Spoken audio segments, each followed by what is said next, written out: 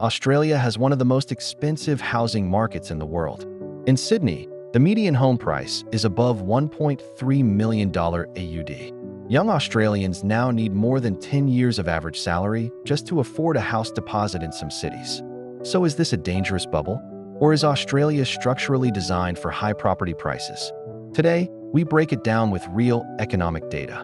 Australia's residential property market is worth over $10 trillion AUD. That is larger than Australia's entire annual GDP, one of the highest property to GDP ratios globally. Property is not just housing in Australia. It is a wealth storage system, a retirement strategy, a political issue, and a national obsession.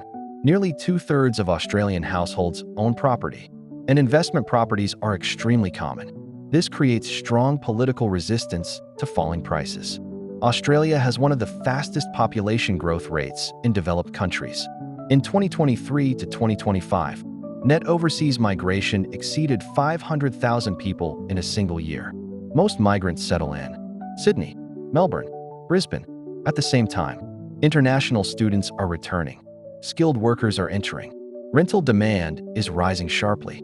Vacancy rates in some cities drop below 1%. When rental supply is tight, rents surge. When rents surge, investors buy. That pushes prices up again. It becomes a cycle. Now let's talk about the real problem. Australia does not build enough homes. Construction companies collapsed after COVID. Material costs increased dramatically. Skilled labor shortages slowed projects. And local zoning laws make high-density housing difficult in many suburbs. Experts estimate Australia needs hundreds of thousands of additional homes just to meet demand. Without structural reform, supply will remain constrained. And limited supply means long-term price pressure.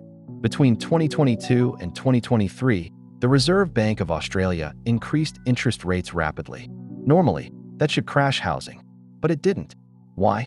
Because Australian banks apply strict lending standards.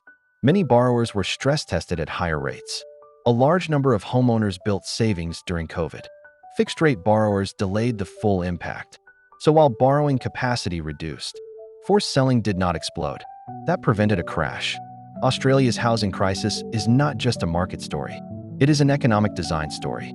And unless structural changes happen, this may become the new normal. If you want deep, fact-based analysis about Australia's economy, housing, and future trends, subscribe to Australia Insight. We don't follow noise. We follow data.